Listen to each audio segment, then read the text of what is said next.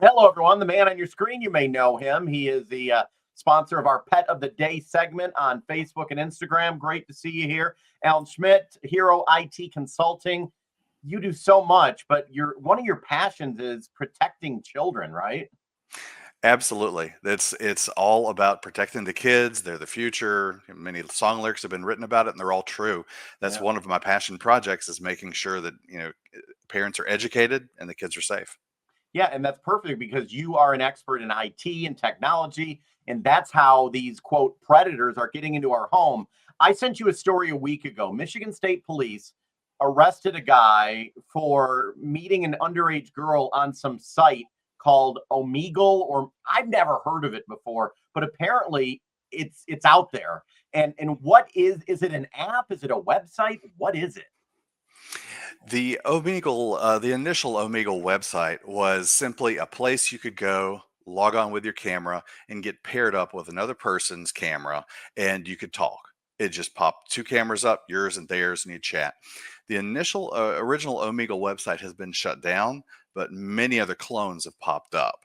And you simply put in Omegle clone into your browser, you can find 15 different apps to immediately chat on with very little restriction as to who can join. So there are apps out there, a lot of them where you can literally grab your phone, log on, and random people will just start showing up on live with you. Correct. There are several of them that do ask for like a Google account, a Facebook account, Meta, to kind of say who you are. But looking at those, it's easy just to use anything that's logged onto the computer and go right on. Several of them, though, don't even ask for that. They simply jump on. One of the one of the most dangerous things that I did find is there is a plugin that you can pay for. You can go to the Chrome store, and for $5 a month, you can add a plugin to your browser, join one of those random chats. Let's say you and I are paired up. It looks like we do now. Yeah. We're talking, we're chatting. With this plugin, I can see your IP address. I can see a geolocation. I can see the country, possibly the state, Are your you ISP, serious? personal information. That is correct. It is a And that $5 a month plugin just for that. is that legal? I guess it It doesn't matter if it's out there. It's out Yeah, there. it's out there, and honestly, it's just utilizing a set of tools that exploit a weakness in this cam to cam software. They have to, send the stream from your machine to my machine. This software is simply exploiting that connection and figuring out where you are.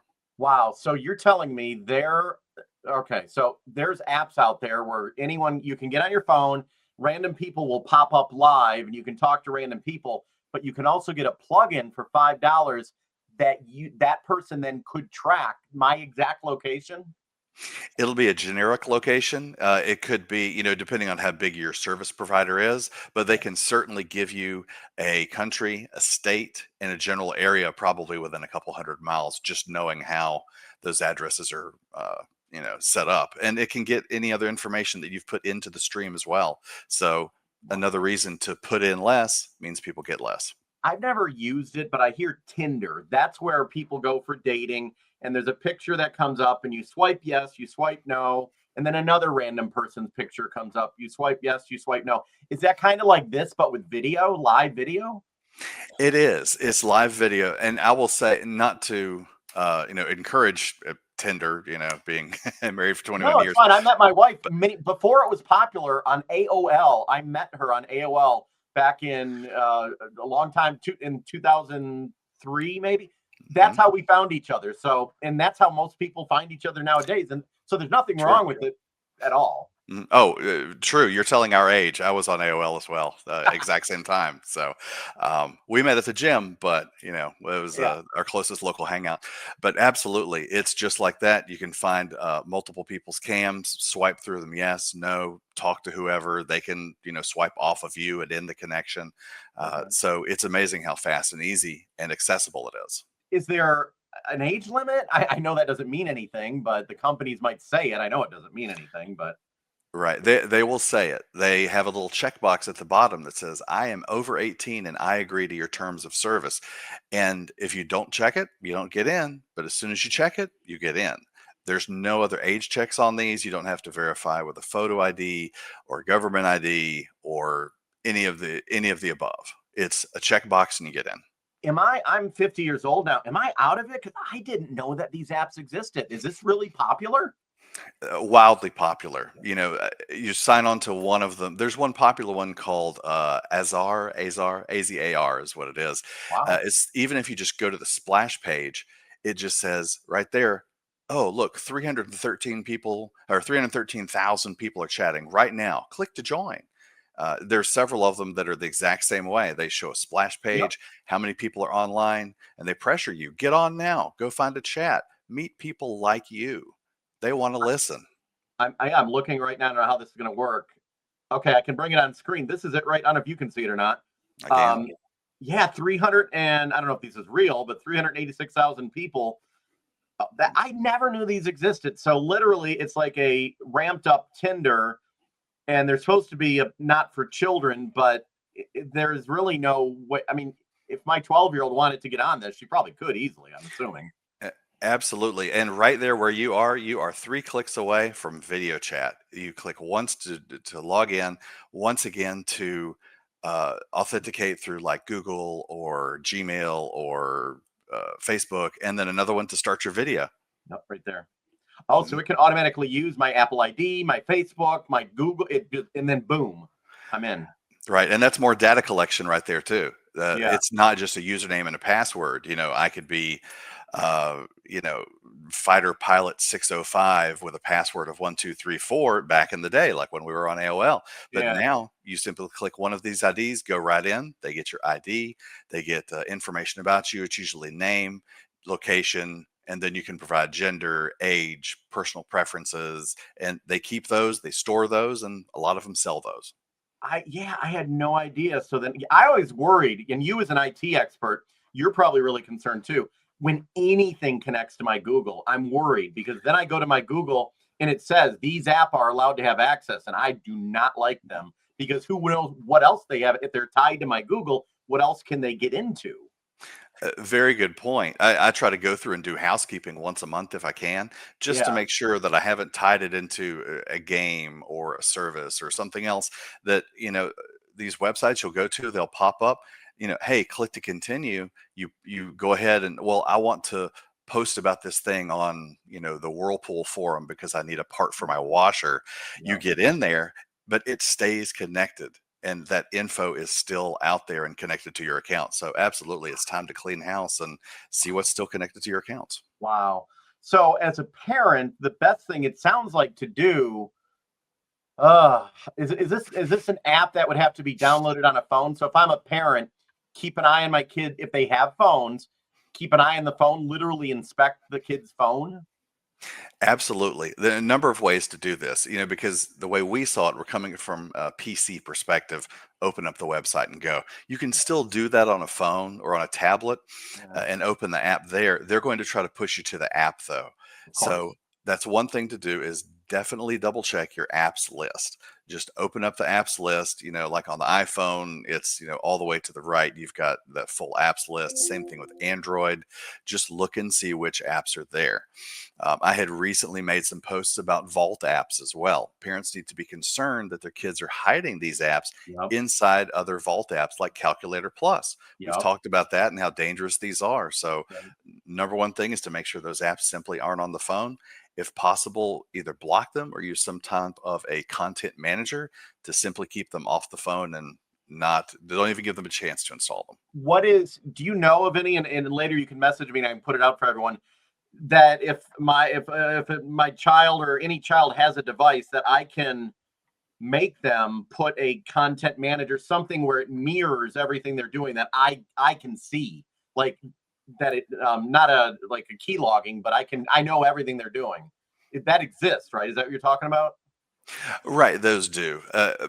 By default, the Apple software itself tries to use parental controls, and in a lot of ways, they're very successful there too.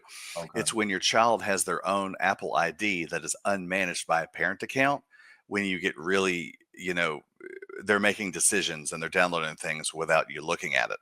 So one So Apple ID at one app have it. If I'm the parent, I have an Apple ID. Put everything under that as parental controls. correct. Yeah, you can link those Apple IDs. It'll actually become a child ID. And Oh, then you can, you'll get a report, you will see their information, and you can set those levels of parenting and say, I don't want them to download an app that's for over 7 years old or 13 years or up. I want to keep all of the ratings underneath there. okay, that's really important. I'm going to highlight that as well because people, I found that out on it recently. But okay, so that's what we're talking about. I had no idea this was here. What about and I have a story. I know of one of my daughter's friends tried getting signing up to a YouTube and YouTube Live or whatever it was. They blocked her account because the AI scanned her face and knew she wasn't 13 or 18 or whatever. So they're trying to get better, I guess, at it. They're trying.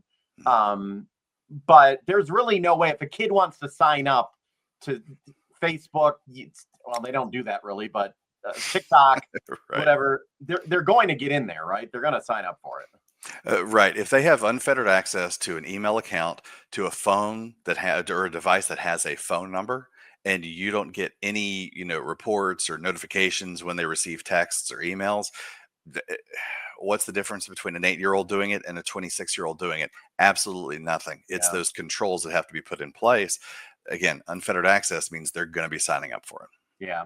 I just looked at the monitor. You were froze for a minute, so we had your nice picture there. We could hear you and see you, but you weren't moving. So we're good with that. I'm in the basement here, so we might have some bad Wi-Fi signals. I apologize. Right. Same here. Um, okay, so really, parents, there's a lot of work being a parent because the technology is always changing. Like I thought I was on top of everything, and I didn't even know about that video.